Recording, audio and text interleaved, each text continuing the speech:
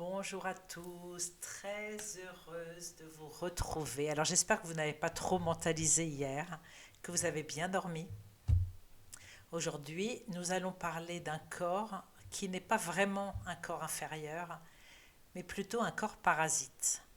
Cette couche, on va dire, a été découverte il n'y a pas si longtemps et elle vaut vraiment le détour. Elle vaut vraiment la peine qu'on s'y arrête et qu'on l'examine d'un peu plus près pour pouvoir s'en défaire, la nettoyer.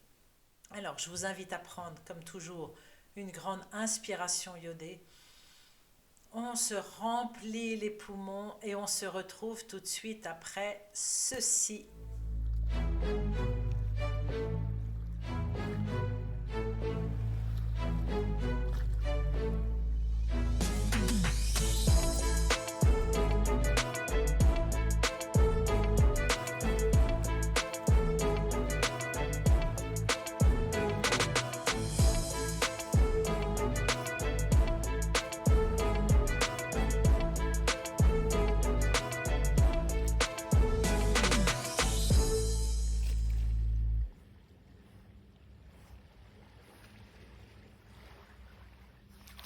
Alors, le corps de souffrance, ce n'est pas un corps subtil.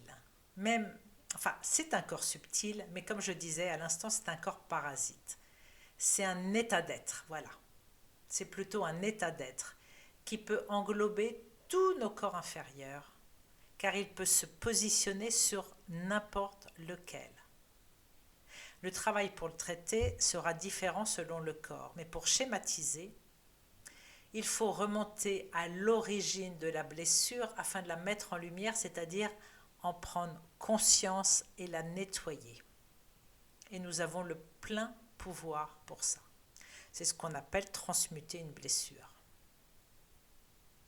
Alors ce corps de souffrance, je voulais vraiment en parler ici parce qu'il va se créer petit à petit, insidieusement, jusqu'à devenir très lourd. Et tellement lourd que en vieillissant, il sera impossible de vivre euh, pleinement dans l'harmonie, dans la joie, si on laisse ce corps prendre le dessus et en fait nous alourdir. C'est vraiment ça. Regardez des personnes âgées autour de vous, on le voit visuellement, les personnes qui traînent leur fardeau.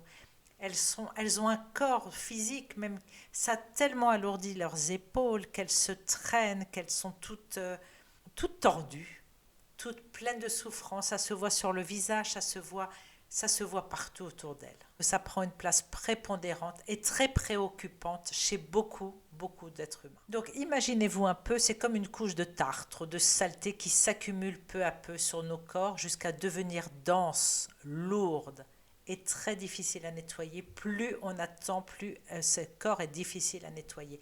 Et tant que l'humain ne prendra pas conscience de ce corps parasite, il ne pourra pas se nettoyer, se libérer de ces problématiques. C'est impossible. Pourquoi? Parce qu'il contient toutes les maladies, tous les traumas, les souffrances, les addictions, les habitudes, les rancœurs qui ont façonné sa psyché autant que sa biologie. La personne va s'identifier à une maladie comme faisant partie intégrante de qui il est. Il organisera ses journées en fonction des visites chez les différents médecins et spécialistes, des médicaments à prendre, euh, tout ce que ça comporte en fait, d'aller chercher l'ordonnance, d'aller à la pharmacie, etc. Ça devient sa vie, ça devient sa réalité. Ça devient une personne qui aura l'habitude de se plaindre de telle ou telle douleur dès que quelqu'un lui demandera comment il va. Il va vivre à travers sa souffrance.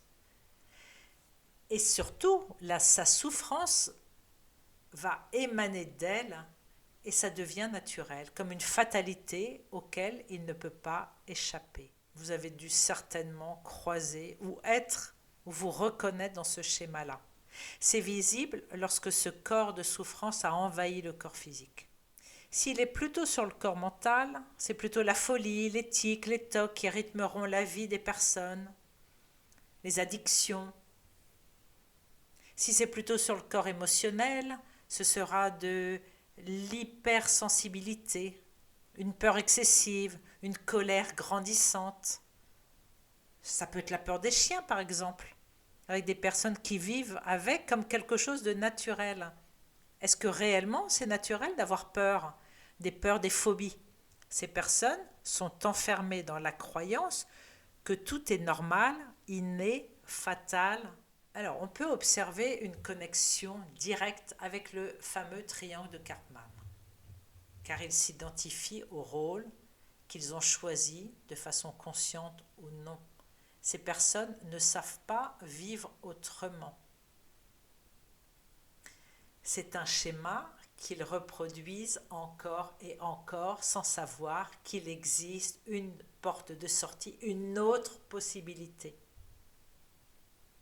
Alors évidemment que chaque cas est différent. Là, encore une fois, je synthétise, je schématise, mais on retrouve fréquemment des victimes qui veulent attirer l'attention sur elles, qui ont besoin de reconnaissance. Et en étant malades, elles trouveront l'attention des autres. Encore une fois, consciemment ou inconsciemment. On retrouve également le bourreau qui aime nuire à plus ou moins grande échelle et c'est constituer un corps de souffrance émotionnelle et mentale par haine ou par colère envers les autres. Et puis il y a le sauveur qui est dans le sacrifice. Donc souffrir est une noble chose puisque derrière l'action est si grande. On rejoint aussi le manque de reconnaissance, la dépendance affective ou la blessure d'abandon. Ceci montre de toute façon un déséquilibre très fréquent chez l'humain qu'on pourrait aussi appeler les blessures de l'âme. Mais pourquoi c'est si important à nettoyer en opposition à ce corps de souffrance? Et lorsque par sa volonté, son courage, on réussit à le transmuter, on revêt alors ce que l'on appelle son corps de lumière. Et au lieu de subir sa vie, on en devient le créateur. Donc déjà, encore une fois, avant de faire le moindre travail sur soi, c'est déjà prendre conscience de ce corps parasite. Dès l'instant où on en prend conscience, on a déjà fait un pas en avant. On l'observe, on le voit, on le reconnaît. Le but n'est pas de rejeter tout en bloc, le but est de voir les choses. Et à partir de là, le travail peut commencer par la volonté, avec les outils et les aides nécessaires. Alors observez-vous et regardez si vous vivez à travers votre corps de souffrance. Déjà, est-ce que vous vous tenez droite ou est-ce que vous déjà commencez à être voûté? On se tient droit, le menton en l'air. Mon père disait toujours le fil, le fil. Mais si vous êtes voûté, c'est que vous avez un trop-plein, un fardeau sur vos épaules. Observez ce que c'est. Je vous embrasse et je vous dis à demain.